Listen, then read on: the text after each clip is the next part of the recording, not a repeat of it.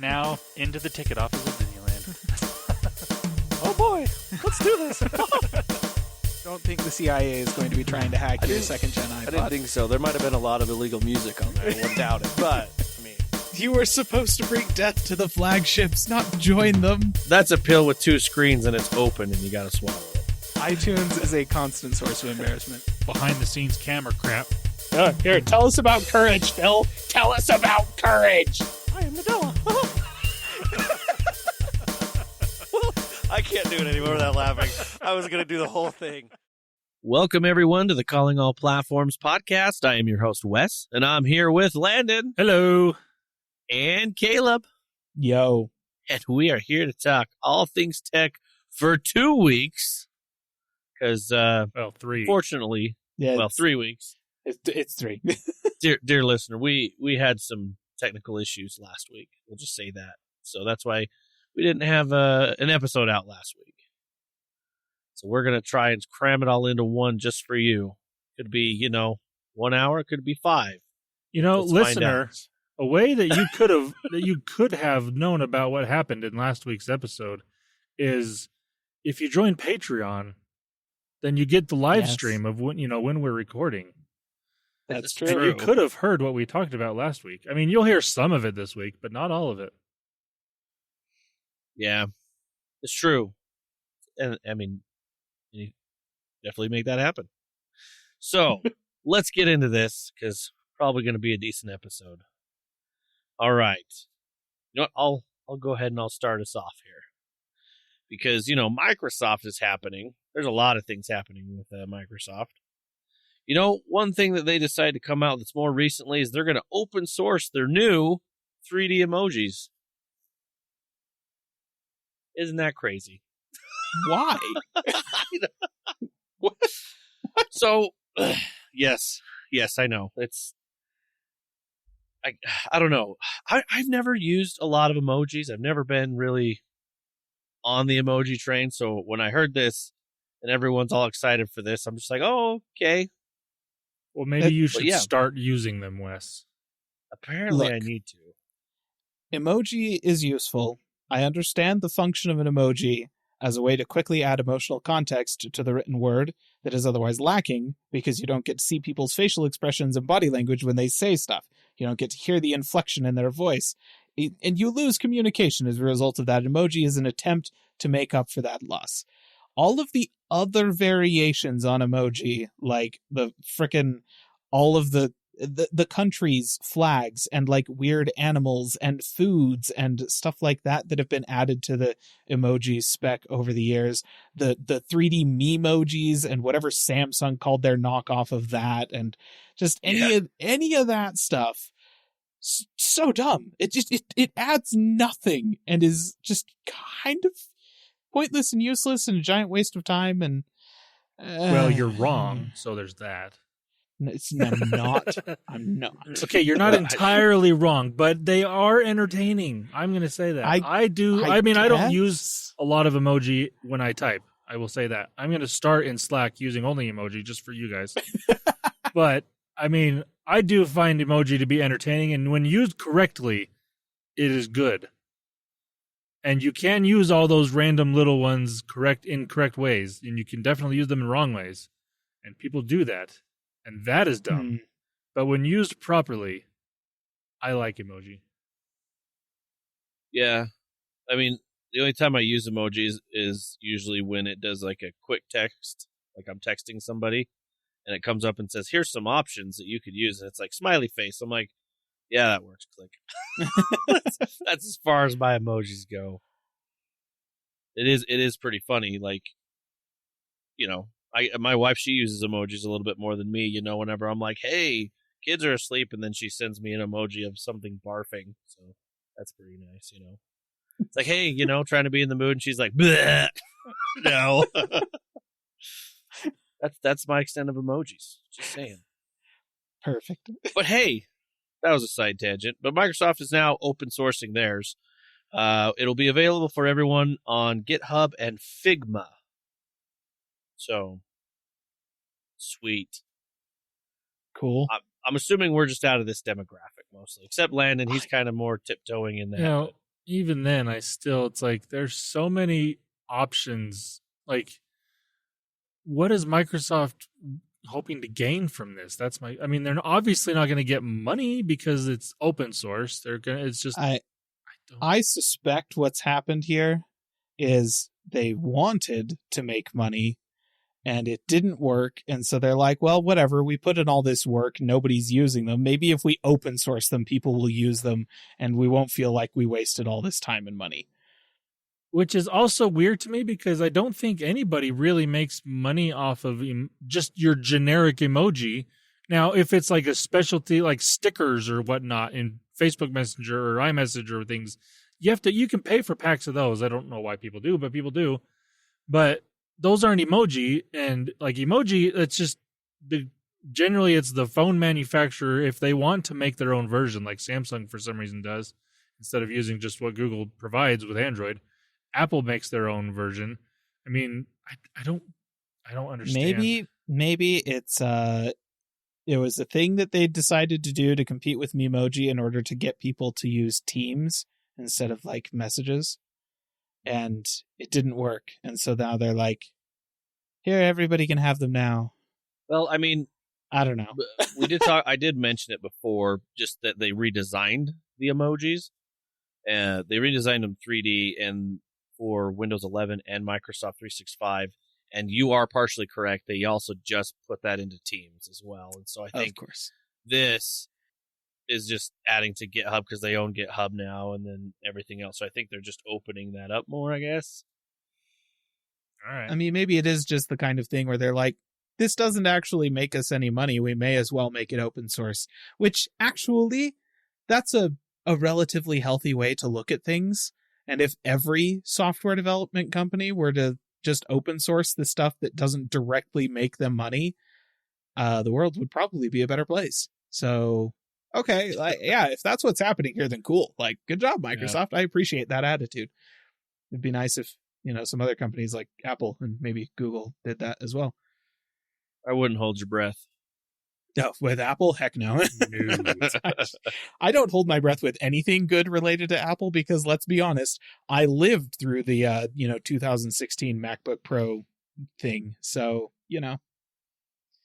just always assume the next thing to happen is the worst thing to happen. So it's nice. It's nice that Microsoft is bucking the trend there.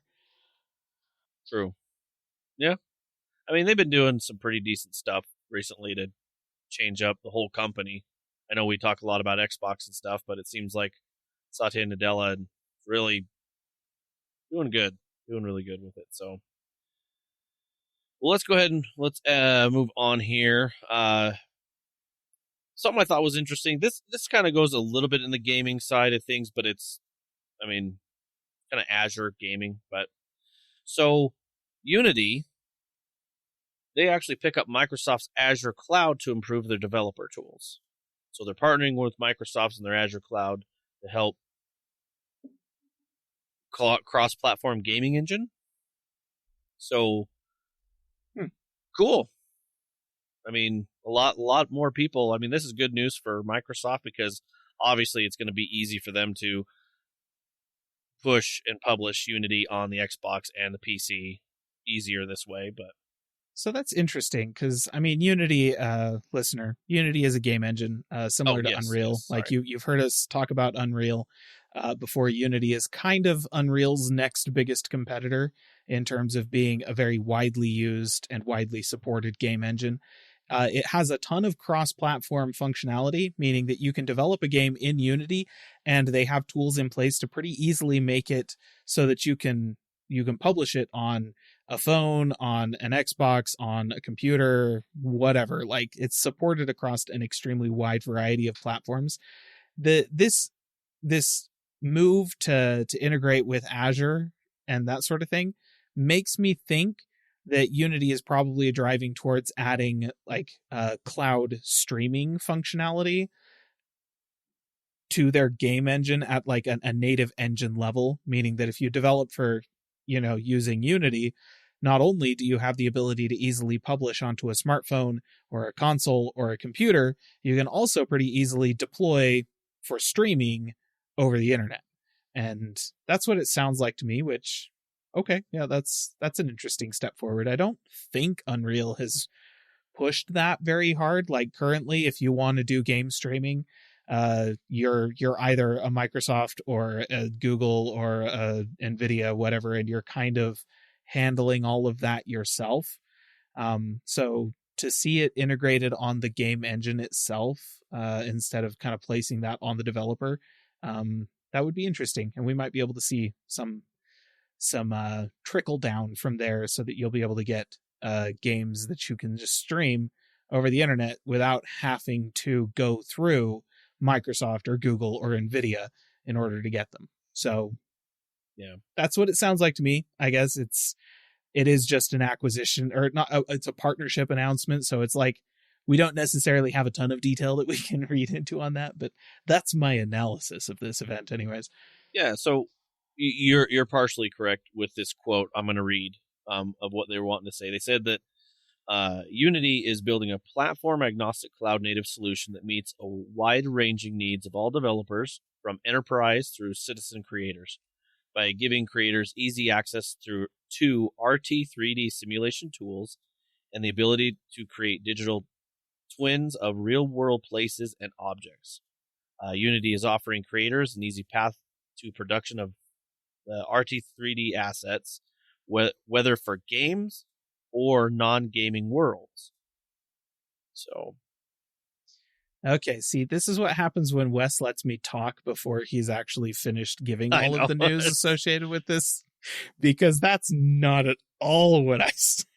Well, you said partially with the cloud and partially with the game, and so I was like, well, kind of. So this is essentially Microsoft partnering with Unity to make it so that the technologies they've developed that went into, like, essentially, I guess probably some of it went into like the latest Forza Horizon and stuff like that, but primarily technologies developed for use in Flight Sim, in Microsoft Flight Simulator. Those are they're basically taking and making it so that you can integrate those technologies directly into Unity, so that if you're developing using Unity, then you're going to be able to leverage those technologies that will allow you to, like you said, develop assets based on real world locations and stuff like that easily, without having to do a whole lot of extra effort yourself. So, I mean, that's cool. And honestly, Flight Sim is a technological marvel to me, that entire game. So yeah, having some of that technology brought to, another game engine that people besides Microsoft can use, that's good.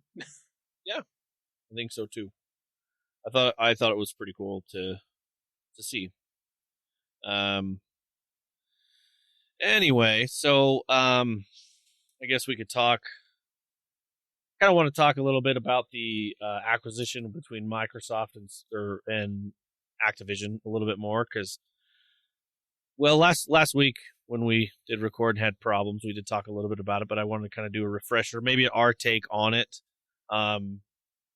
just real fast, because basically right now, I remember it is going through all the legal stuff, and right now there was some letters and things that came from Brazil, and some court in Brazil talking. What they had done is asked a bunch of companies what they thought about the acquisition between Microsoft and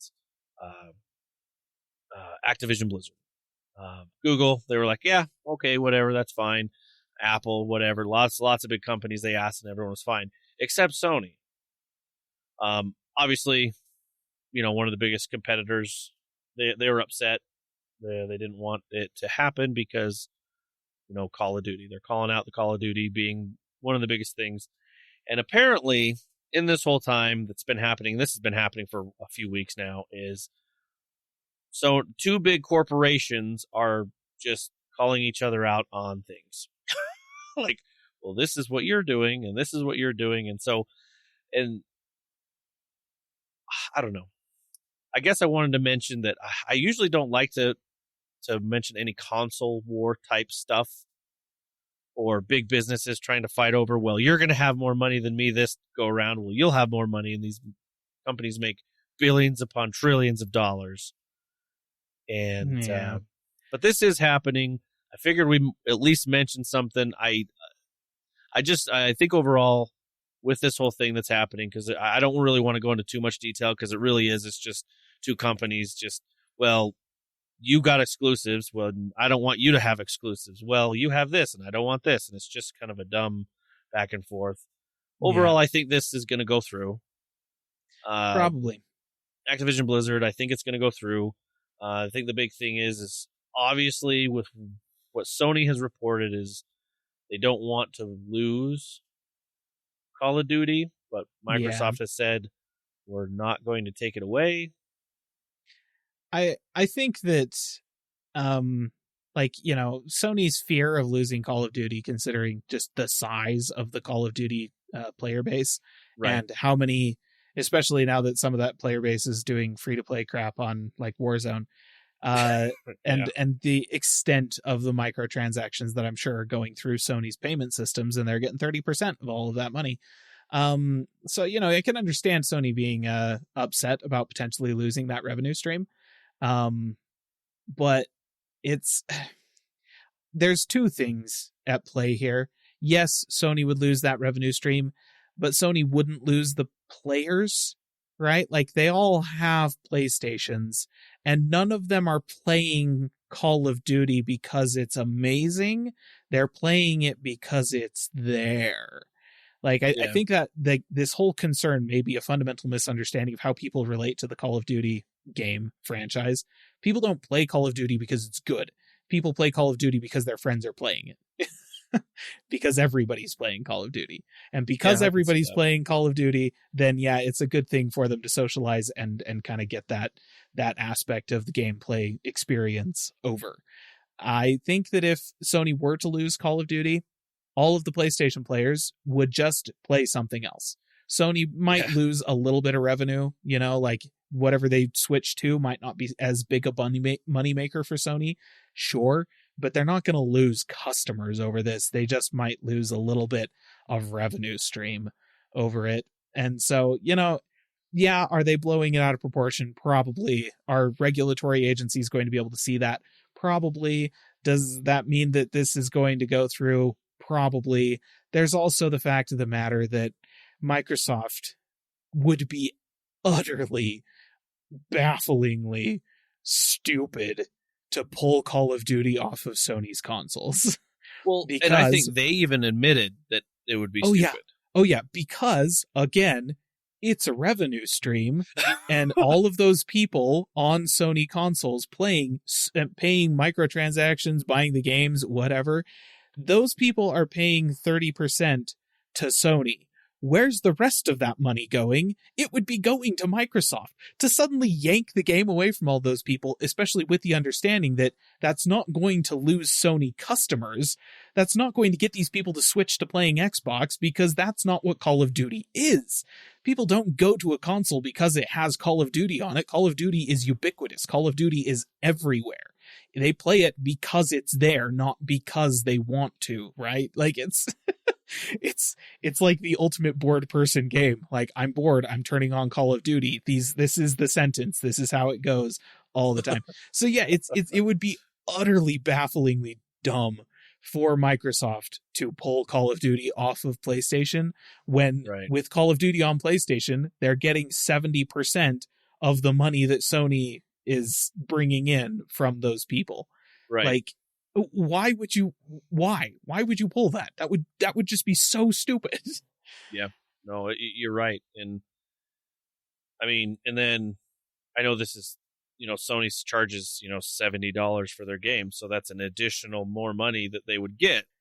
Right. So I don't know, like I said, thinking outside of everything, like without being like, well, Sony this and Microsoft, like getting the nitty gritty, what it sounds like is Sony doesn't want to compete with the new gaming strategy that Microsoft is using, which is obviously Game Pass. I think more than anything, this whole response to this situation is Sony's lawyers, possibly more than anyone else. Yeah. Not understanding the target demographic that is at play here, and just being kind of generally afraid of the possibility of lost revenue because they don't understand the forces at work here. And so they penned this response to this regulatory committee. The regulatory committee is probably going to look at it and they're going to be like, okay, and then probably approve the acquisition anyways. Like, I don't think it's going to make that big of a difference. And I also don't think, like, yes, I understand the concern. Like, what if Microsoft decides to be stupid? Like, what if they decide to be really dumb? Then yes, Sony is going to lose some revenue over that. Not much, but it would be noticeable, I'm sure. However, they would lose way less money than Microsoft would. Right. So why would Microsoft do that? You know, it doesn't actually hurt Sony. It hurts them way more. It's the perfect epitome of like cutting off your nose to spite your face. It's like Microsoft comes out on that side so much worse off than Sony does. So yeah, I understand the concern. It's valid. And I suppose maybe from like they just had to write it in the letter and put it out there just to cover their butts so that they were expressing everything so that maybe it'll have some kind of legal play in the future. I'm not sure what the legality of like post-acquisition agreement upholding and stuff like that is. I don't know. It might have something to do with that. They're just playing a long game on it. Whatever. But it seems like a response that is slightly overrepresented in terms of the likelihood of it happening. Yeah, I mean, plus in the back end, there's so much money involved in this. Like, there's so many people that have bought Activision stock. Now, if I remember, there was a big stock dude. What's his name? Is it Warren Buffett? Like, I don't know. He's one of them. one of these big guys. Literally, were like, yeah, I just put $1 billion in. It probably wasn't $1 billion, but I just put millions of dollars into Activision stock when I saw this because I know this will go through. And so everyone else, like, there's so much money on the ride of this that I think capitalism, but hey. Yeah. Well, and a fun little detail of late stage capitalism, listener, is that as an entity, Microsoft, if they purchase Activision Blizzard, now has a legal obligation to uphold the profitability of their shareholders. That is the way the law works. They're under no obligation to provide you, the customer, anything. Right. They could ship you a box of turds, like literal poop, and that would be fine. That's totally within their legal right to do so. But if that box of poop does not make money for their shareholders, then they're in legal trouble and they could get sued over that. So if they buy Activision Blizzard and then make the fiscally irresponsible decision to pull Call of Duty off of PlayStation, they could get sued for that by their shareholders, and they'd almost certainly lose. So yeah, likelihood of this, it's not likely. Sony wrote the letter anyways, but it's not likely. Yeah. So, and like I said, because I know in a lot of my news feeds, there's a lot of this Sony versus Microsoft thing happening. And that's why I wanted to bring it up, because I'm like, it's one of those things like we do here on the podcast. It's like, okay, what does this actually mean for you? Like, even if you're a gamer, like, and the honest truth is, this doesn't mean much of anything so far. This acquisition means jack squat to anybody as far as like Microsoft hasn't really even promised us anything in terms of Activision Blizzard's purchase, other than they're going to clean up the management. Well, that's all they can do. They can't legally say, right, we're just going to just destroy it all, and they just can't. Like, that is valid, but mostly for employees of Activision Blizzard. Yeah. So like, that's a good enough reason to make the purchase, honestly. But you hear lots of doom and gloom on the news about stuff like this. And the fact of the matter, listener, it's not going to affect anything that you do within the next year. Just don't worry about it. Yeah. Nothing will change. Even if you're a gamer like this, you're fine. Yeah. Yep. So it's all good. Everything's fine. That's what I wanted to clear up. Like I said, that's pretty big news. And especially with this whole infighting that they have, like, oh, they made a response, Xbox did this, or this. It's just kind of that, like Caleb had said, it's just lawyers. They just threw money.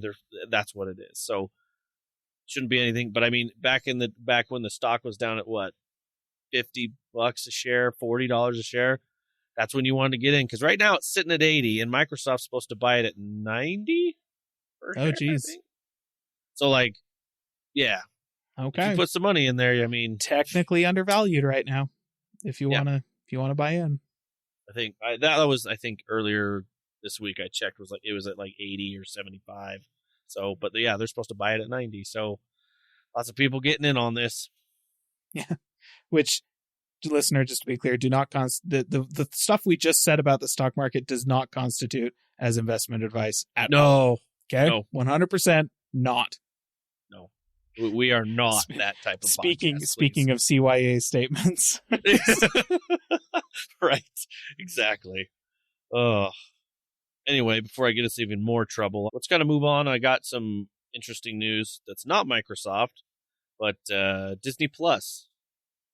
They are creating an ad-free or an ad tier to their plans, so you can watch. It's kind of more free, but you have some ads that play through some of your shows. But because of that, adding that, they are actually going to increase the price of the ad-free plans. So, yep, sweet. So, yep. Dear listener, the price changes, they'll be in effect on October 10th, they said, on the press release, coming this year. So if you're doing the regular plans, this is also like Hulu, that plan with Hulu as well. They said it's basically going to go from the $12.99 to $14.99, and then the basic plan going from $6.99 to $7.99. So not too bad, but still increase in price. So just be aware. I want to make aware because I'm not the only one paying for this. Yeah. I'm sure other people are too. So it's and interestingly, this is adjusting pricing across all of their stuff. So like if you're doing the thing where, because like the tier that I'm on currently is the one where you've got Disney Plus ad free, and then Hulu and ESPN Plus, but those have ads, is the one that I'm on. And that tier is increasing by $1 a month, I think. And then you've got the Disney Plus with no ads and Hulu and ESPN Plus with no ads. That one's going up by like $3 or something like that. And then you've got like just Disney Plus by itself that's getting $1 increase. And then you've got everything is being adjusted. So basically, if you are paying for Disney Plus in any capacity, whether it's bundled or not bundled or however it's bundled, whatever tiers of the other services you've got, you should go to Disney's website and double check how these prices are going to be changing for you, because they are all changing. Doesn't matter if you've got the most expensive one already, you're going to be paying more for it. So, I didn't realize they had an additional bundled tier that with ESPN and Hulu that had ads in those, and that's interesting. Yeah. So that's the one that I'm on. It's like the not the premium one, it's the medium one that makes you feel kind of like an idiot when you go from watching your Disney movies where everything is ad free and great, and then you go turn on something on Hulu and you're like, why am I getting a 1.5-minute ad every 5 minutes? And then you remember what it was like to watch broadcast TV and you're like, oh. It makes you want to pirate stuff. This is what piracy is. You put ads in my crap, I want to pirate it. This is how this happens, streamers. Just so you know, it's your fault. I'm blaming you. Wow. But yeah, so figured I'd want to make people aware of that, because yeah, that sucks. It was really bad, actually. I don't know if I told you this, guys, about Disney Plus. So I had signed up for. You remember when they were first launching, and then you before it launched, you said, "Hey, I'm going to do a commitment," because they had the two plans where it was bundled with Hulu and ESPN, or just Disney Plus. Yeah. Well, I remember I just did the Disney Plus one because I'm like, I'm not going to use the other two, and then it came out, and then I was like, oh yeah, I want to upgrade to the other one. Well, what I didn't realize is they were charging me twice. So they were charging me both prices for a while. Oh man. Oh. Until one day I finally looked at it. I was like, why am I being charged? I don't understand. And I was looking, and they had both just plans separate. They were like, oh, you have this plan and this plan. And I was like, well, cancel that one. What the heck? So that can't happen. So be careful. That's awful. Yeah, that was terrible. I was a little upset, but I was like, there's no way they're going to give me that money back. So that's me for not looking, just being stupid, I guess. So I'm going to go ahead and pass the torch over to Caleb, because he's probably got a few things that he wants to talk about. I do have some more like gaming side news, but I'll talk about that later. Caleb, what you got for us? All right. I have two things that I'm going to mention really quick. The first thing is a general piece of general tech news that is a brief update over kind of the big thing that was happening last week, which is the ongoing saga of Intel's Arc GPUs, which are not to be confused with Intel's Arc database, which is spelled different, but pronounced the same. Do not get those two confused. Don't do it. ARC, ARK, different. I'm not telling you which one is the GPUs. Anyways, graphics cards that Intel promised they were going to be shipping this year, that they are claiming to have shipped, despite the fact that they're only available to system integrators in China in incredibly small numbers. They're having some issues. We thought they were driver issues for quite some time. There was a series of reporting that happened over the past couple of weeks that it has been quite the tale, involving statements from Adium board partners about how they are sick and tired of working with Intel, and they are going to sell as few of their graphics cards as possible without burning all of the bridges between them, simply because Intel has been so crap about actually keeping them up to date with the development cycle of the product, so that they can adequately prepare for developing and shipping the boards that will actually house the silicon GPUs that Intel is making. So there was that. There's also been rumors from inside of Intel that they are planning on scrapping the entire line of discrete gaming GPUs before the second generation even launches, because they're having so many issues that are actually at the hardware level, not the driver level. Something to do with the scheduler that is making it so that it's virtually impossible to properly push frames through these graphics cards. And that is, if you have watched performance reviews for the integrated or the system integrator GPUs that have shipped in China, the reviews for that have been pretty blunt about the fact that if you don't have their direct access storage stuff working inside of Windows between the GPU and your storage, then you don't get frames. You just don't. Turns out that's a hardware problem. That's not a driver thing. They can't actually fix it in the cards that have already shipped. So, yeah, lots of issues. The latest is that Intel, in response to all of the concern about whether or not their graphics cards are going to be any good at all this generation, and also whether or not they will be able to actually ship any of them at all, Intel has instead decided to go ahead and tell us about their Arc Pro workstation graphics cards that are super awesome and do all of these great compute things, which, to be fair, is actually backed up by the performance of the gaming GPUs in terms of their productivity usefulness. The Arc GPUs do have some professional use cases where they make a ton of sense. However, I don't feel like pushing more marketing is the way to reassure your customers that you are ever going to ship us anything, Intel. So that's Arc. It continues to be a thing that is just not working out for Intel at all. And no. I understand that they might want to just kill the whole thing before it actually gets any worse. Oof, so yeah. Not good times for Intel's Arc graphics cards. The Intel Arc database, as far as I'm aware, is fine. Don't think there's any problems with that. And once again, ARK, ARC, there is a difference. Yes. All right. Now what that difference is, up to you. Go Google it, figure it out. Now, Apple. I have a piece of Apple news. This is big news. This is, dare I say, the most important thing that Apple has done in literally months, at least months. I'm not going to say years, because last year's MacBook Pros were mint. Those things are awesome. the latest iOS 16 beta re-adds the battery percentage to the status bar on the iPhone. Now, listener, you may know of a thing called a battery indicator. You probably have seen it. It's most likely on whatever device that you're listening to this on. You can see one.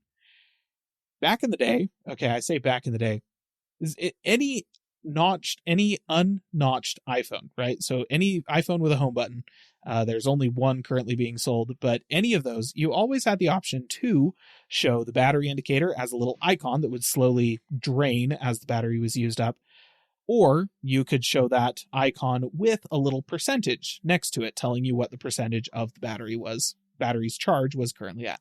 That was how I always rocked with the thing until I got myself a notched iPhone, because starting with the iPhone X, Apple didn't do that. You could only have the icon, no percentage. Now, if you wanted to see the percentage of the battery, you had to swipe down into the control center, and then you would get more information available to you.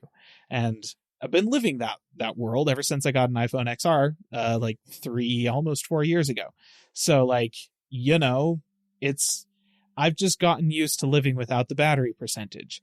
But now it's back. It's actually kind of like it sits inside of the icon. That's how they're making the space for it. And there are a few weird things about the way that it's implemented. For instance, if you have the battery percentage turned on, you don't actually get to see the icon drain as the battery drains. The percentage number just goes down, which I guess makes sense. Like the battery icon says, hey, this is your battery, and the number is the information that you want to know. Okay, that's fine. I think maybe change a few things. There's been some mock-ups from various designers online that are all like, here's how you can show the draining and the percentage at the same time. And I'm like, kind of unnecessary, guys. I think the only thing I would change is that when you hit the 20% mark and it throws up the thing and is all like, oh no, your battery's getting low, change it to red. Like change the icon to red so that it's all at a glance, you're all like, I should do something about my battery. Or when you have power saver mode on and it shows as yellow, then change the icon to yellow. Like there's a couple of things with the colors I would change, but otherwise this is fine. And I think it's just super awesome that they've added that back in, because I personally have really missed being able to see the percentage of my battery as a number. It's way more useful than just like this tiny little icon status bar that, I don't know, is that 75%? Is that 50%? It's like 3 pixels of difference between the two. I can't tell. So that's why one of the first widgets I put on my iPhone was the battery widget.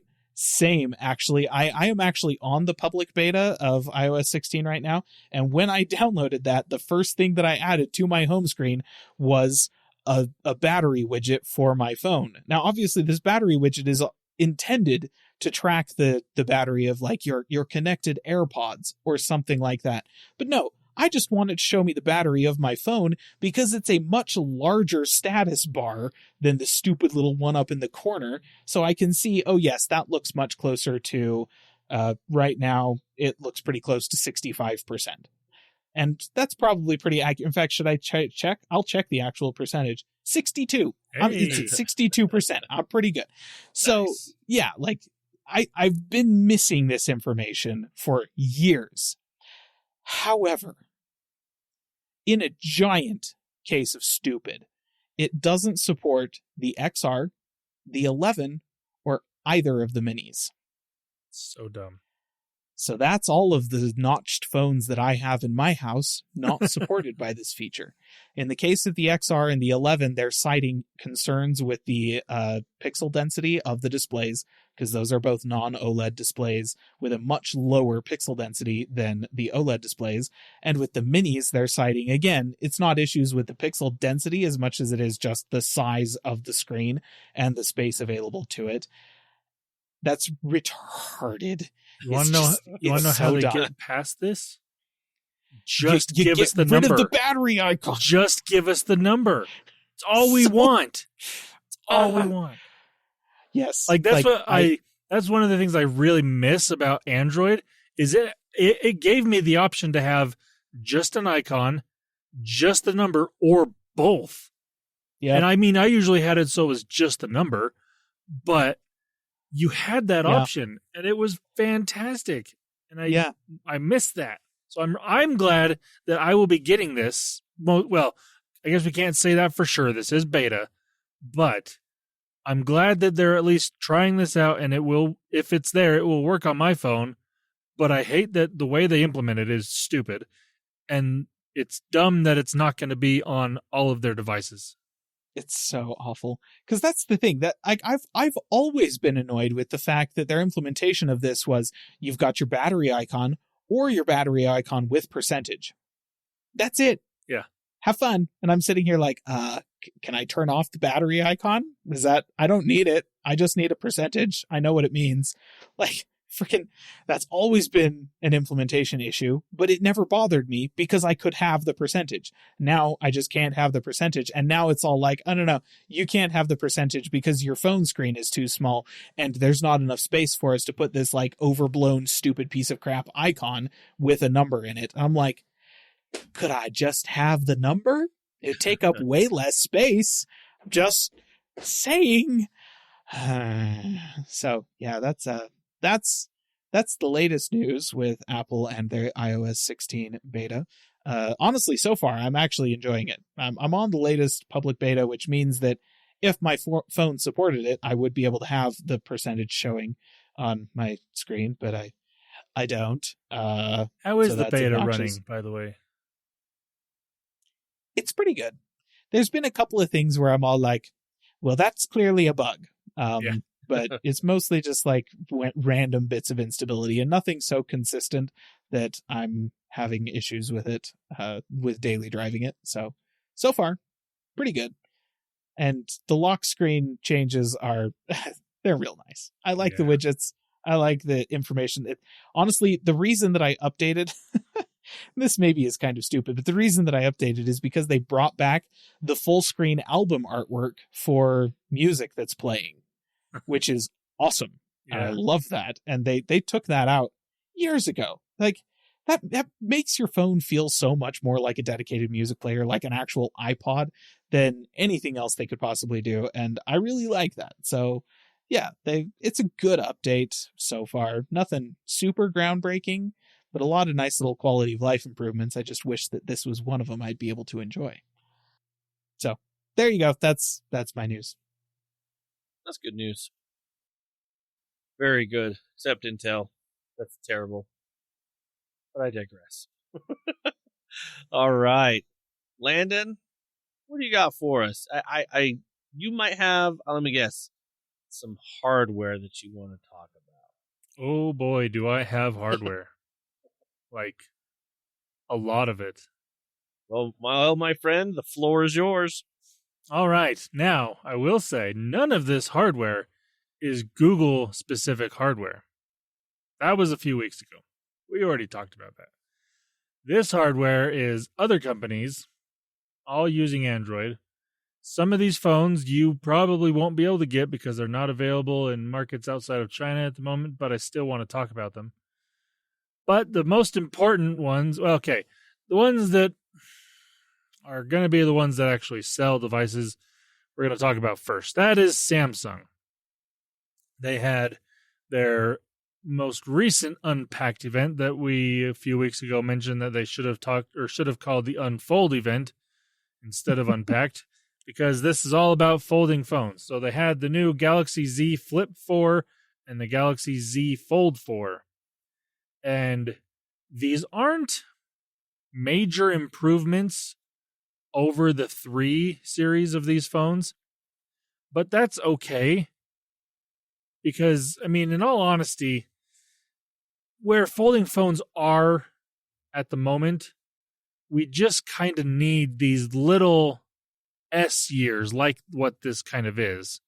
It's just a little bit of improvement here and there, nothing major. That's fine. But so far, these phones, I mean, we haven't gotten many major reviews yet, obviously. We've got the hands-on stuff. They've been getting decent hands-on reviews. But again, most people are saying nothing crazy here, just kind of little tweaks here and there about these phones. But I want to go over some specs. I'll talk about the Fold first. So the internal display is a 7.6-inch display. I think it's a little bit bigger than last year's. I think the bezels are a little bit smaller. It does have an in-display camera like the previous one did. Supposedly this one's better, and it's a little harder to notice unless you're like really looking for the camera. It's a little harder to see from what I understand. But from the pictures that I've seen so far of it, it's still kind of produces hazy images, which is to be expected when you're going through a display like this one is. But Samsung is claiming it's better than last year's, but so far the pictures I've seen aren't much better, really. Still getting that screen door effect kind of on these cameras, which is really a shame on this type of device because this is your productivity device of the two. And with that bigger screen, that's just screaming for the video calls, and that camera is not going to be great quality for a video call. So, I mean, that's to be fair, though, for business-related video calls, nobody actually cares what the video quality is. Yeah, that's true. I mean, they're all using business quality laptops with business quality, cameras on them, webcams, and they're all 720p and they're trash. So, yeah. What's interesting though is I mean, for this type of phone with this big of a display, I don't see why they can't just put a hole punch camera. They've said in the past when they first talked about this that it really was just about like we're trying to just bring the focus to the display, right? Like the entire point of having this folding device is so that you can have this big display. We want the entire focus to be on the display, and so we're sacrificing some camera quality so that you're not distracted from the screen. And I'm like, sure. But the situations in which I really wouldn't want to be distracted from the screen are when I'm like watching video or something like that. And when I'm watching video, the hole punch area up there, that's blacked out. Like, nobody's watching video that's in this weird aspect ratio you've got that's like, it's not quite 4:3, but it's in that ballpark. Yeah, it's a different one, that's for sure. Yeah, I don't get like the front display, like the cover screen they're calling it. It has a hole punch camera. Yep. That's the smaller display where it would make more sense to have an behind display camera, but no, they've got a hole punch there. That said, I'm just going to go ahead and say that if you're using this thing to like take selfies as then you unfold the thing and you use the front display as your viewfinder to take a selfie using the actual main shooter on the back of the camera. That's what you should be doing if you have this. Yeah. Just saying. Agreed. Now, speaking of that front display, it is a 6.2-inch display. It is slightly larger. I think the last one was a 6.1. So it's ever so slightly bigger. They've just kind of widened it a little bit so it looks more normal than what it previously did. It's still really tall and skinny, but it looks a little more normal because it's a little wider. Both of these displays are 120 hertz displays, which is nice. So you got that added little bonus there. This is coming with the latest Snapdragon 8 Plus Gen 1 processor. It's got 12 gigs of RAM. You can get storage from 256 gig, 512 gigs, or even up to 1 terabyte of storage on this phone. The battery is a 4,400 milliamp hour battery, which I think is slightly larger than last year's as well. The cameras on this thing, the main cameras that are actually worth using, they have a 50 megapixel wide angle lens, a 12 megapixel ultra wide, and then a 10 megapixel telephoto lens. So you're getting similar cameras. These are not the same cameras that are on the S model phones, so they're not as high quality, but they are still decent cameras for what they are. I think they are actually literally the same cameras from the S phones, but from like the S20 or something like that. It's like they're a couple of years old. Yeah, I was meaning the current S. Yeah, not like they don't line up with the current ones. Yeah. But they do literally come from the S family. It's just not not the newest ones. Yeah, they're not the same sensors as what is on the S22 models. They are older S model camera phones. So, this is launching with Android 12L, which is the version of Android 12 that was made for bigger displays like this. And Google has worked with Samsung in this regard to make the software really work well on this display. And I'll get to some little tweaks that they've made here in a minute. But this is the first device, I believe, that is launching with Android 12L. And then Android 13 is just going to have all those improvements in it already. So they don't need to have a different version like this one. But it's nice that this is there. The L stands for lumpy because it makes the best use of the little crease in the middle of the display. Yeah. Sure. Yep. Anyways, this phone comes in four different colors. And this, what? Oh, gosh. Okay. Gray green. Yep, that's what it's called. Phantom black, beige, and burgundy. So there you go. And that burgundy color is actually really good looking. And then obviously I like black phones, so the Phantom black is nice as well. And the starting price is the same as last year at $1,800. So it is still a really expensive phone. And you have to really want this device to justify getting it, in my opinion. The people that have them and use them really like them. But that's a lot of money. Yeah. Like, the person that buys this phone because they want the productivity of this phone. They don't, like, you're not the type of person that cares about the cameras as much because, again, these aren't the best cameras that you're going to get. You can buy a Pixel 6a and get better photos from that for less than half the price. But the productivity is what this phone is for, because you can have 3 or 4 different apps going at the same time and be doing a bunch of stuff on it. And that's kind of the point of this device.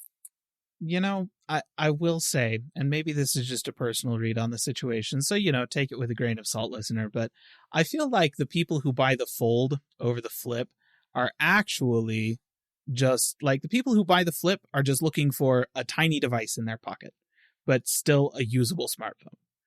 Okay, understandable. I own an iPhone mini, so, like, I get that. I think the people that buy the Fold buy it to be seen. Like, they buy it for the appearance of having the Fold. And they may argue otherwise, but I don't think you can make a super great argument that it's a productivity thing, because the Microsoft Duo, is that what it's called? That thing exists, and nobody buys that. So, like, if they were really buying their phone based on productivity, they'd buy that because it doesn't have the chance of breaking nearly as easily as the Fold does. And yes, I think they buy it and consider also that for $1,800, you can buy a base model MacBook Pro 14-inch, and that thing is way more productive than a Samsung Galaxy Fold. So just, I don't know. Maybe that's just me, but that's kind of where I stand on this whole thing.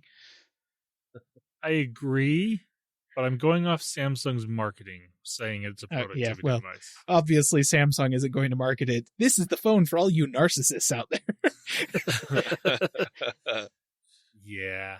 And honestly, the people that are buying this phone they already have, the $2,500 laptop. It's probably true. I do want to draw a line between, like, the people who are buying the Fold and the people who were given the Fold and then use it.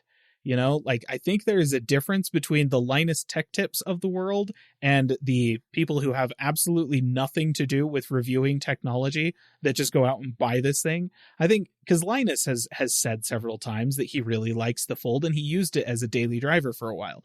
I don't want people to think that I'm making the comment that Linus Sebastian is a narcissist. Don't think that's accurate. But he didn't buy the thing. Samsung sent it to him. I mean, maybe the company bought it, so that they could review it kind of thing. But that's his job, that's part of his business. And then in the course of doing that, he's like, oh, there are some use cases where this is actually super useful for me. And so, yeah, I use it for those things. I don't think he would make the argument that it's justified to spend that much money on a phone just because, you can have like 3 apps open at the same time usably. I don't think he'd make that argument, and I don't think anybody would make that argument. And so I don't know, I just want to make sure that there's a clear line between the people that I'm saying are they bought this phone because they want to be looked at versus the people who use this phone and pull it out in public because they're MKBHD and they review phones. So, I mean, that is fair, but I will say that the people that were sent the phone, well, not all of them, but there's a handful of them that were sent the phone to be reviewed that ended up buying one for their own personal phone and have used it for the last year and are planning on buying this one because they just like that phone. So, I mean, yes, I think a lot of people that bought this phone originally that aren't those people are the ones that are, look at me, I've got the fancy new cool flip phone or foldable phone that Samsung made. But I wouldn't be surprised if a lot of them are now like, this is actually really usable, and I probably will stick with this phone and keep buying this, down, maybe not every year because it's $1,800, but every couple years they might buy the next one because it's, like I said, I think there are definite benefits to this type of display or this type of device. It does make me wonder, though, why nobody is buying the Duo, though. Well, I think the big downside to the Duo is the 2 displays, the awful cameras, and I mean, the first one didn't have the cameras for one, and the software experience was not as good. All the reviews I've read is the software experience on that thing is nowhere near as good as what Samsung has done to customize the software for this type of device. Microsoft did not do that. Yeah, they just left that kind of more like, hey, we made it hardware. Someone please take care of the software. Even still, I mean, this is the first generation Duo, but totally undamaged in basically new condition. $250 for the first gen Duo. There you go, Wes. Go buy it. I mean, that would be kind of fun to tinker with. I mean, if you're okay dealing with a cracked screen, here's one for $87. Hey, there you go. So, no. I mean, I think the Duo is definitely a different device. It was never marketed as this is your one device to have by Microsoft. Right. It was always a secondary type device. Whereas Samsung, this is your phone and this is your small tablet that you're going to use at this is like a one device to replace a couple of them type thing. Whereas the Duo was never that. They never marketed it as a phone. They always marketed it as a productivity device secondary to your good phone. I mean, yes, you could use it as a phone, and I can't say that's a good thing to use it as, but you can. But I mean, yeah, you definitely look a little bit more ridiculous holding that up to your head than you would a Fold when it's closed, anyways.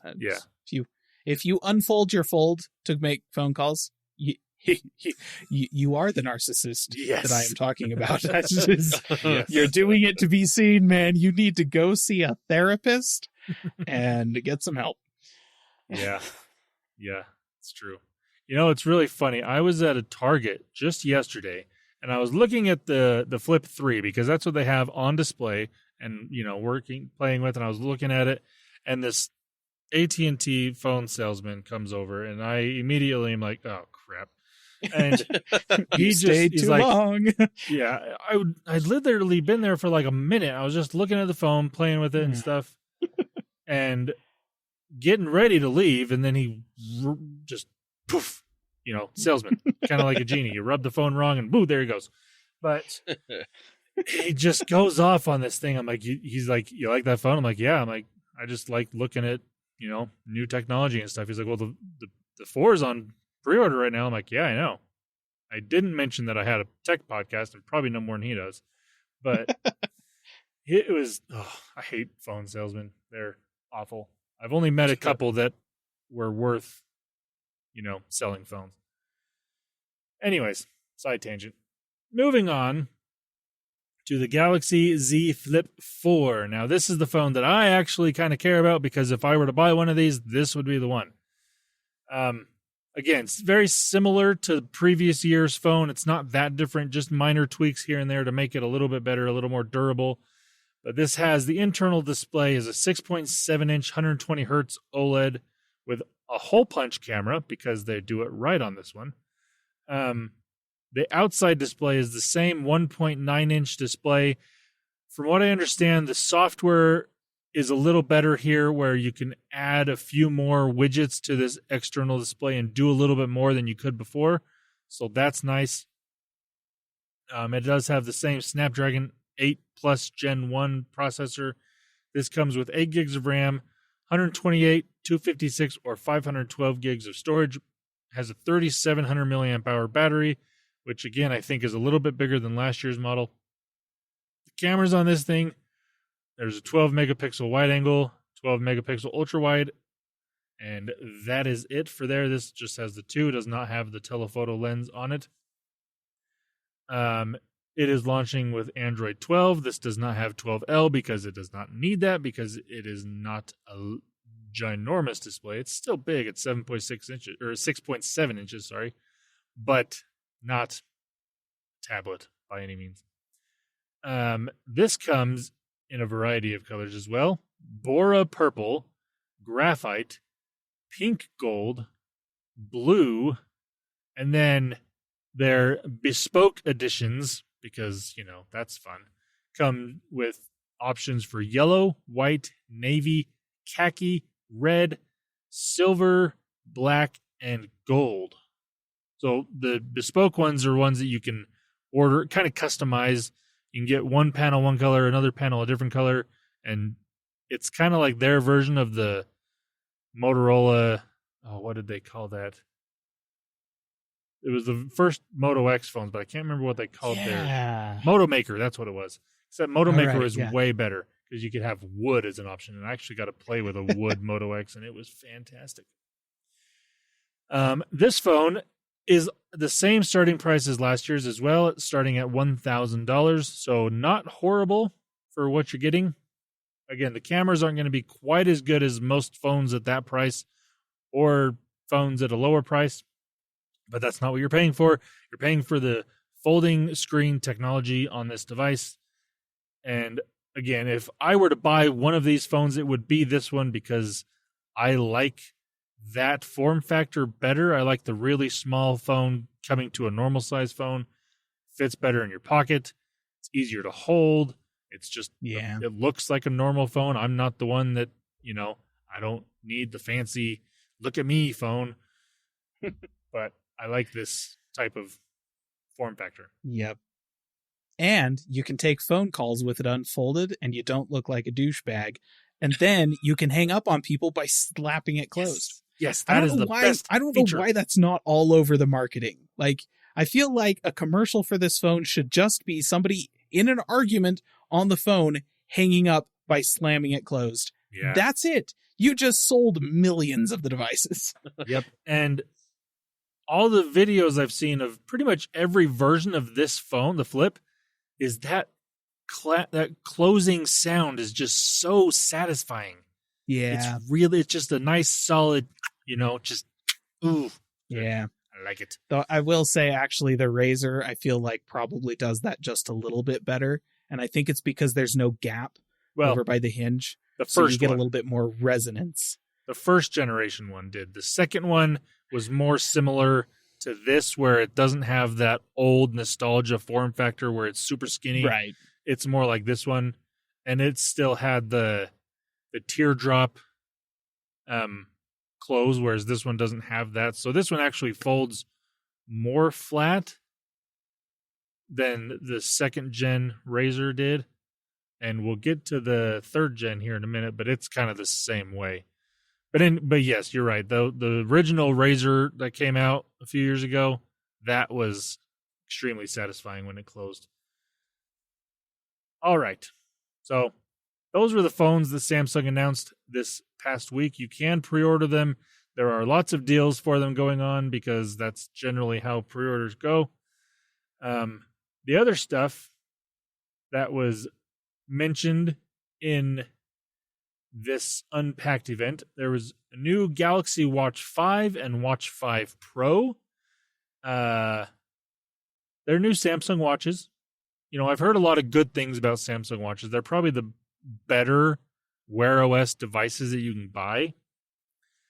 Some specs on these. The Watch 5 comes in either 44 millimeters or 40 millimeters. The Watch 5 Pro only comes in that 44 millimeter size. They both have the sapphire glass, or not glass, but a sapphire display on it to help make it a little more durable. They are both running the Exynos W920 chip, so they do not have Qualcomm's Wear chip, which is probably better. So I've heard, Samsung's chips have always been decent in these watches, so that's okay. They have 1.5 gigs of RAM and 16 gigs of storage, which is actually quite a bit for a watch.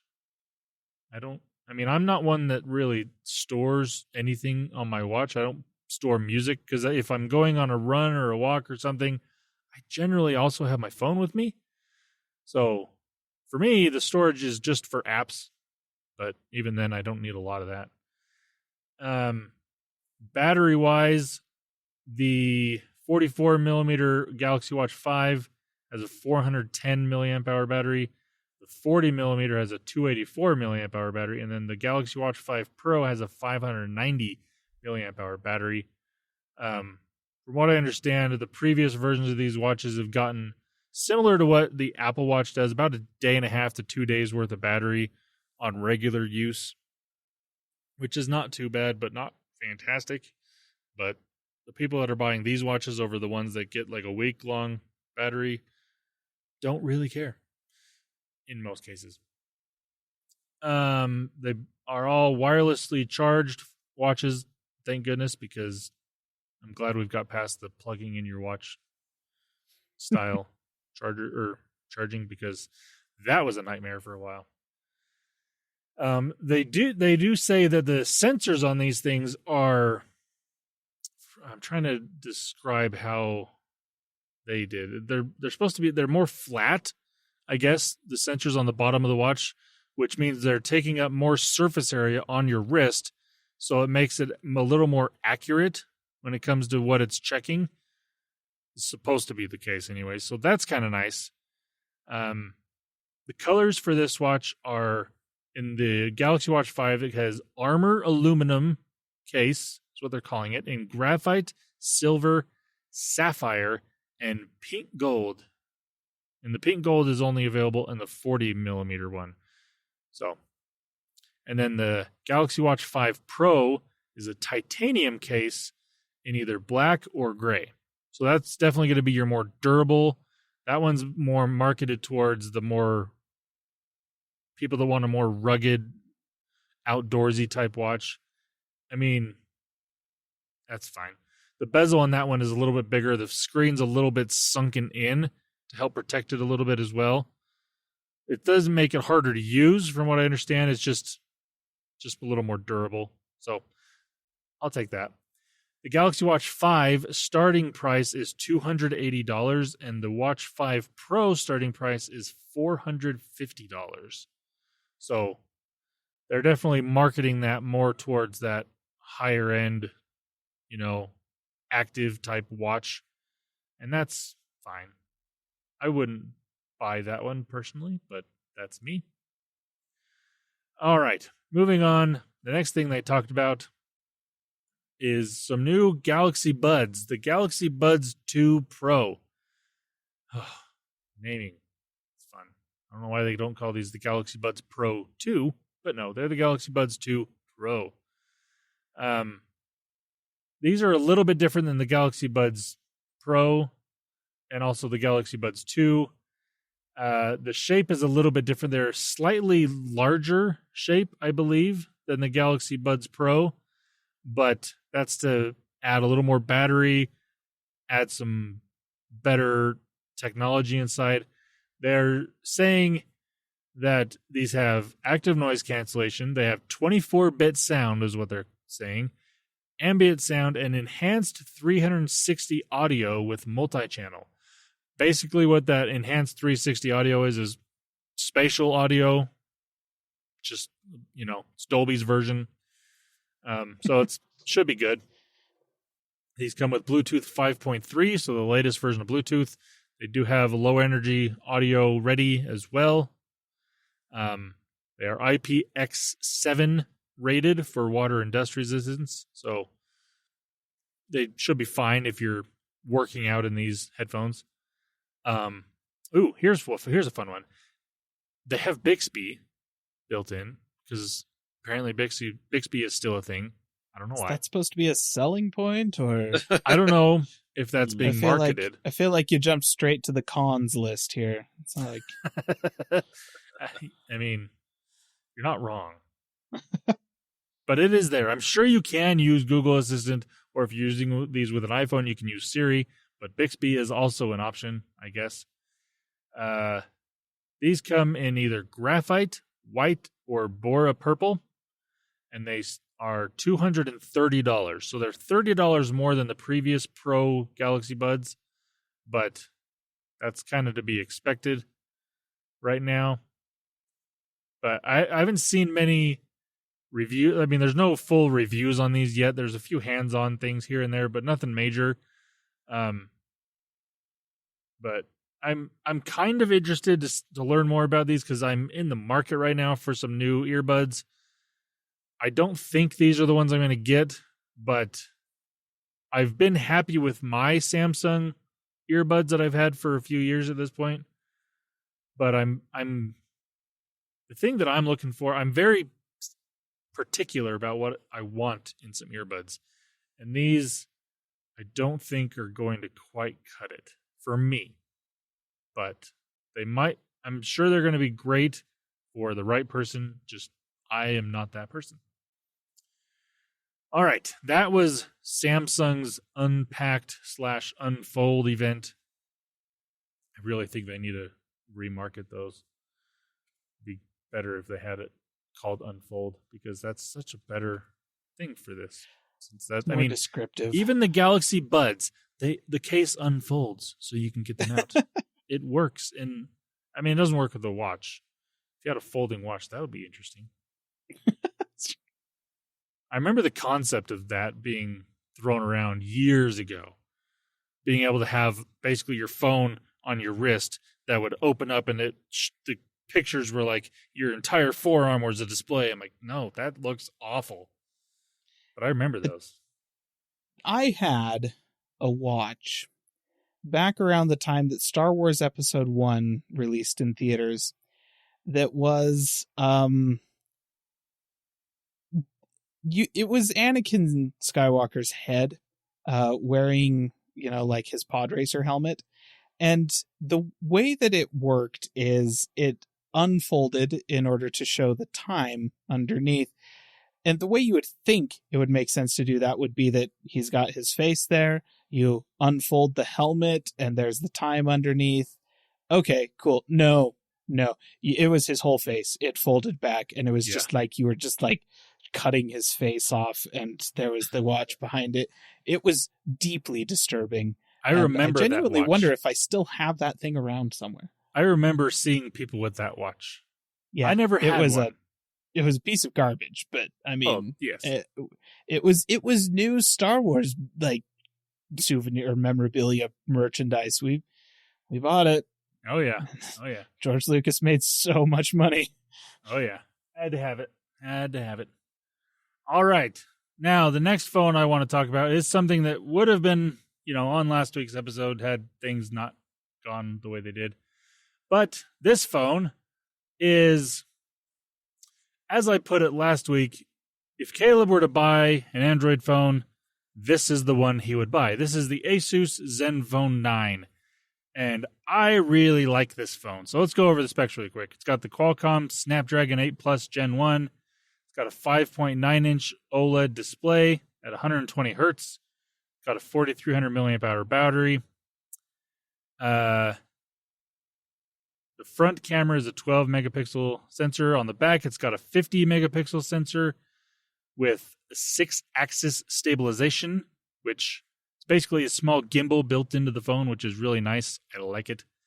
The other camera is a 12 megapixel ultra wide, so it's just got the two, but they are both pretty decent cameras. It comes in either midnight black, moonlight white, starry blue, or sunset red. And I will say, so far, what I've seen of these phones, the colors are not holding up super great, especially that sunset red. They tend to fade and scratch pretty easily from what I've seen. Yeah, it's got like a faux leather kind of soft touch back material to it instead of being glass or something like that. Right. Which on the face of it is all like, hey, that's unique, but not sure about the longevity there, you know? Yeah, I mean, I've seen other phones that have a similar feel to it that this does. They're going for that soft touch type. Yeah. I mean, I think about OnePlus for that. They did this on a few different phones. Samsung has done it in the past. Motorola, I think, did it as well. Like, there's been a lot of manufacturers that have done it. But what Asus has done here is obviously different because it's just not holding up quite as well as you would hope.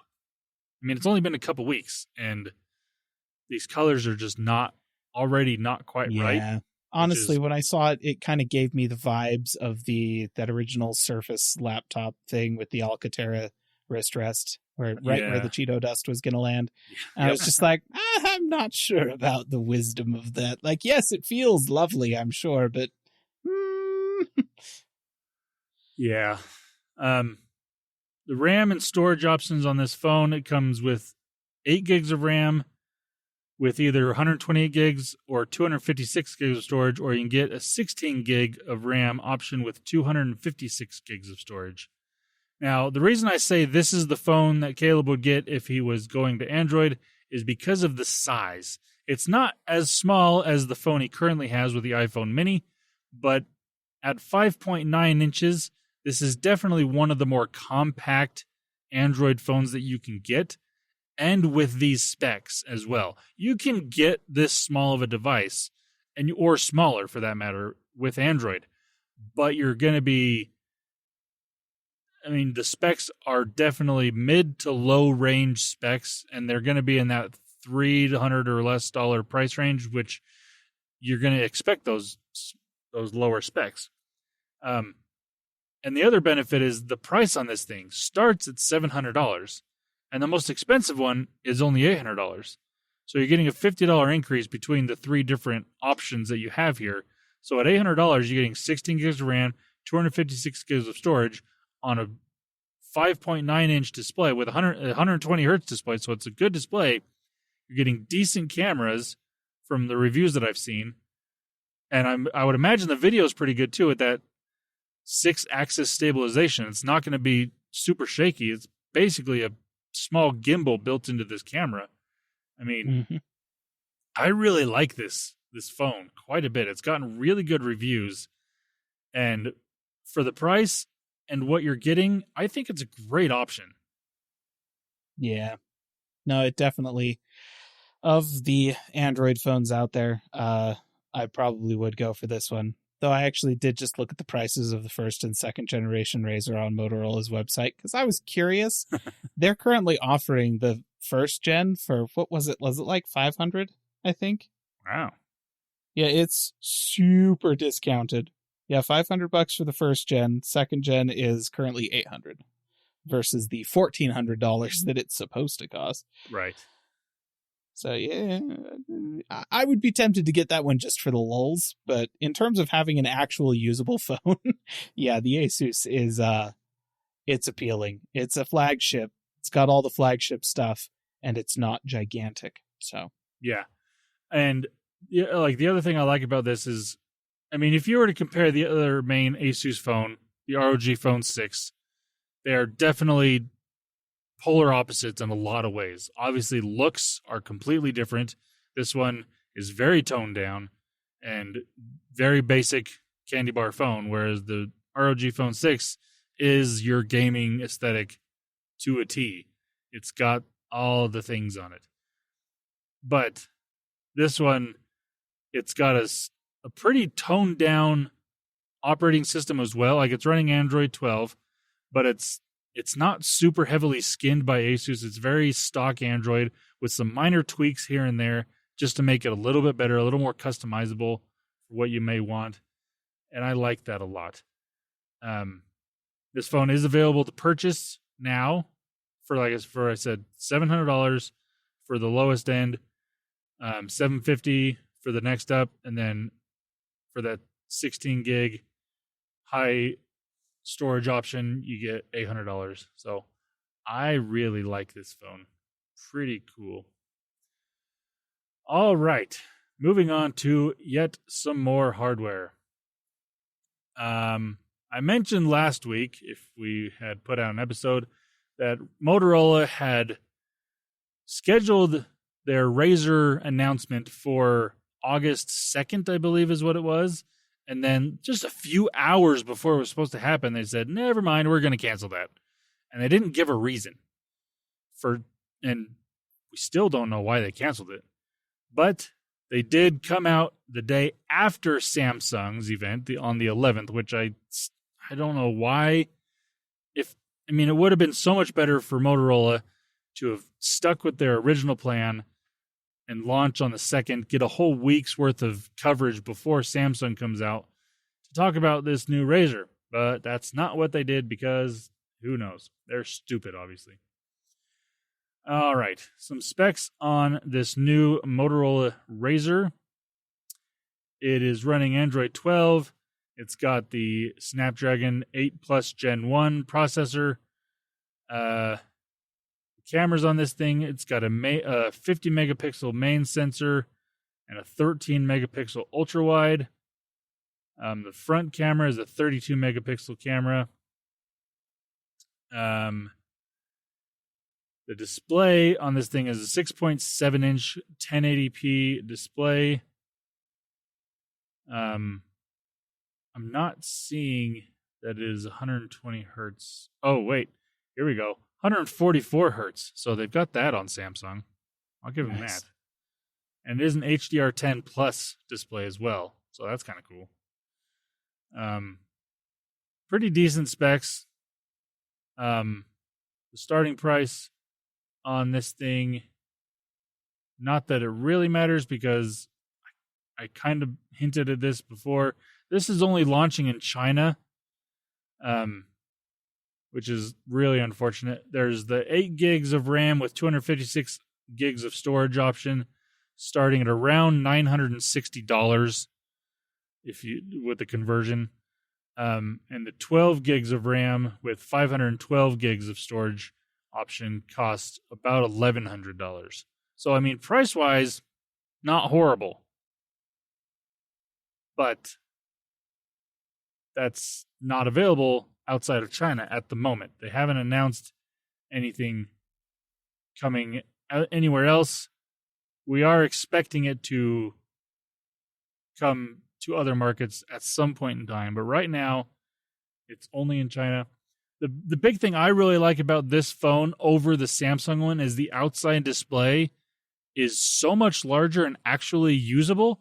Samsung has done a good job. Their first generation flip was that outside display was completely useless. You couldn't do anything with it. They did fix that on the second one, and now this new one is also better at 1.9 inches.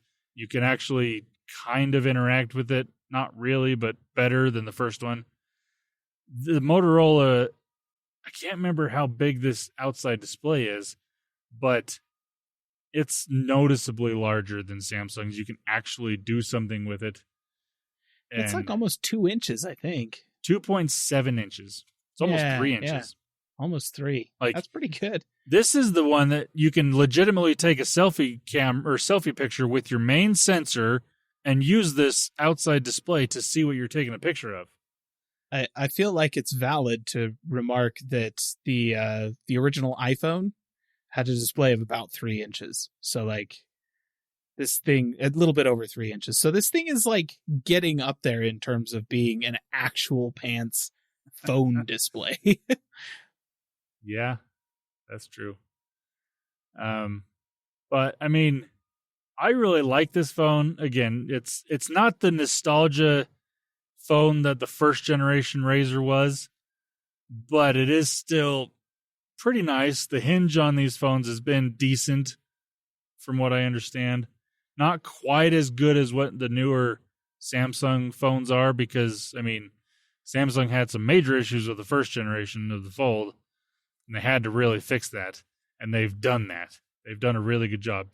Motorola did really well on their first gen, and because of that, they haven't really made major leaps and bounds here to make it that much better. It is a little bit better, but not as big of a jump as Samsung, which, I mean, to be fair, Samsung's was not great the first time, so they had to make a big jump.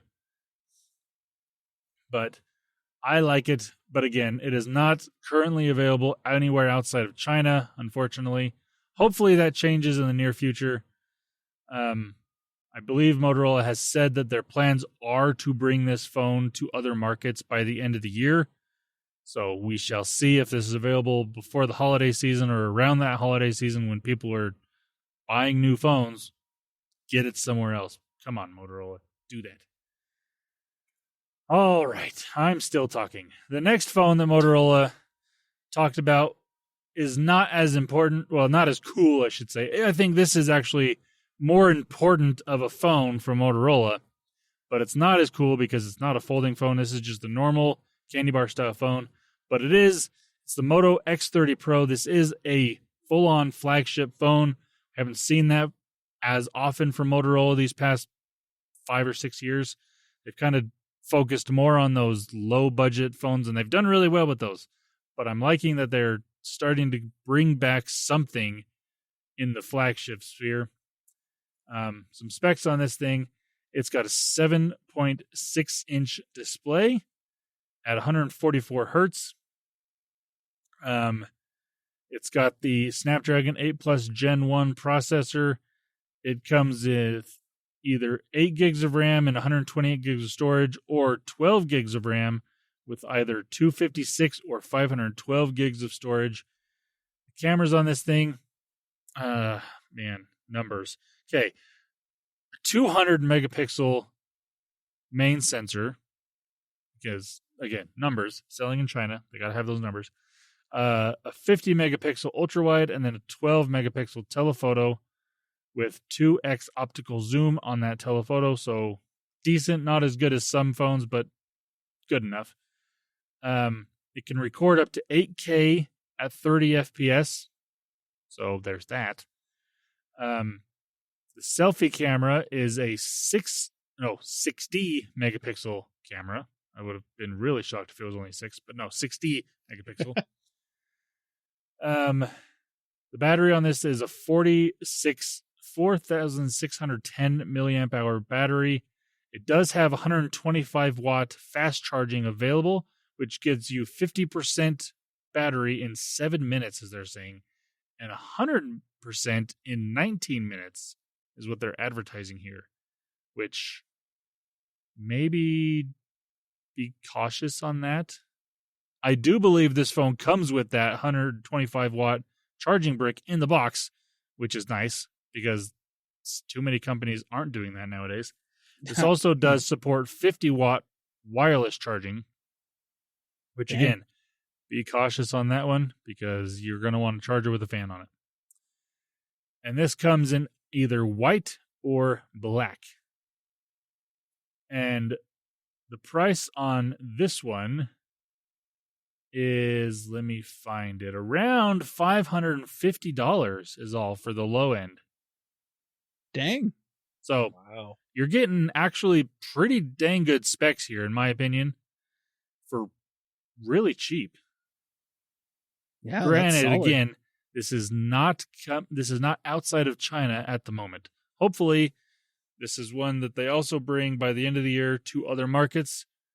But with the flagship specs that it has for that price, if we can get it, I would imagine probably coming to the US at around $600 probably starting price, which is not bad for this phone. That's pretty solid.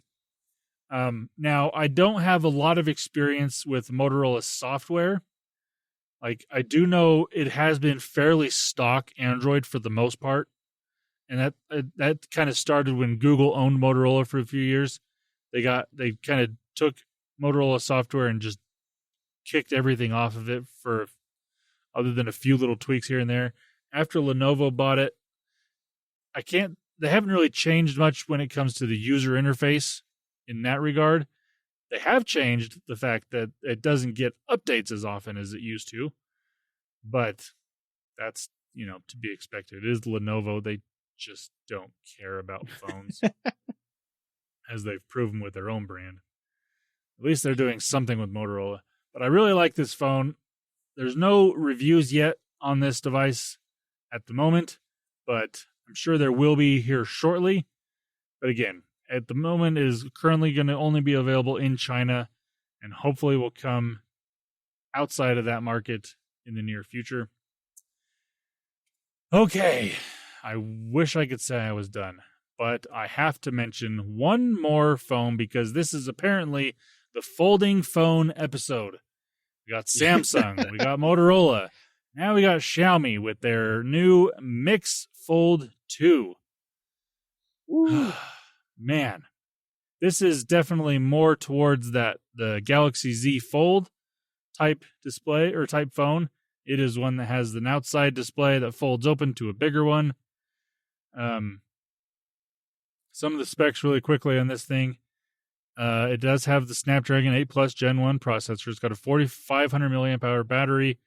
It's got 12 gigs of RAM with 256, 512, or 1 terabyte of storage. Comes in either black or gold, and that gold color is not as bad as you would expect it to be, in my opinion.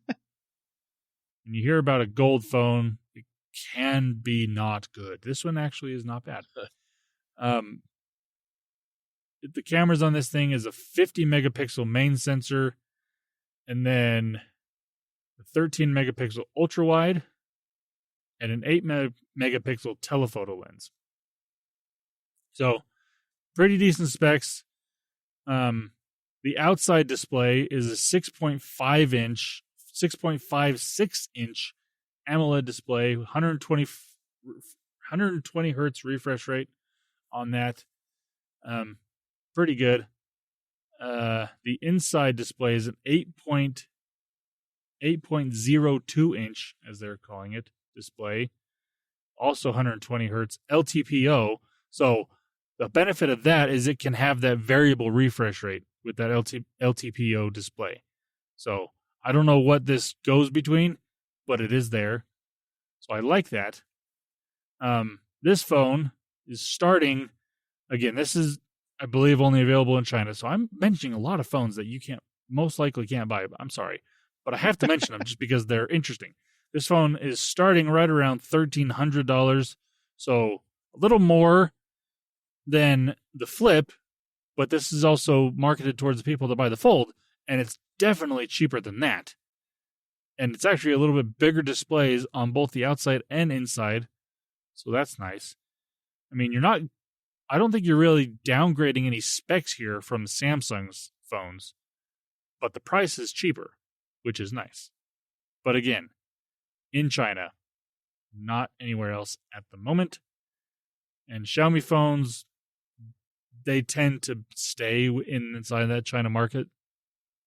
They don't tend to leave if they're only available there at launch, but we can always hope. And if you really want it, you can probably get it imported. It's going to cost you a little more, and I can't guarantee the software is going to be anything other than Chinese, but you can try it. So that's all my news I wanted to talk about this week. Again, all the hardware, lots of phones, I think most of these phones are really good. It's just unfortunate that some of them are currently only available in China and may not be coming anywhere else. at least with that Xiaomi phone.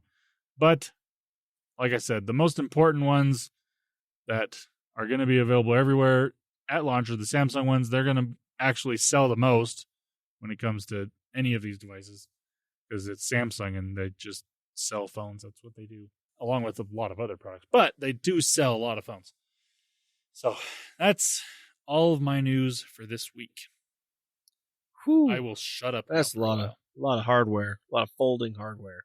Yeah, I mean, yes, we did. There was some of this that we covered last week, or would have covered last. Well, no, there was one phone we would have covered last week out of these. The rest of them all came out in the past 5 days.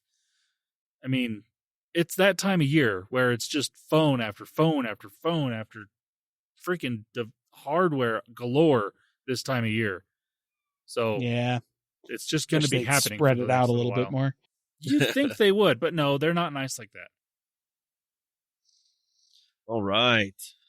Well, let's go ahead and get into the gaming section here. I'll go ahead and start it off. So, GamesCom. That's going to be happening near the end of the month here.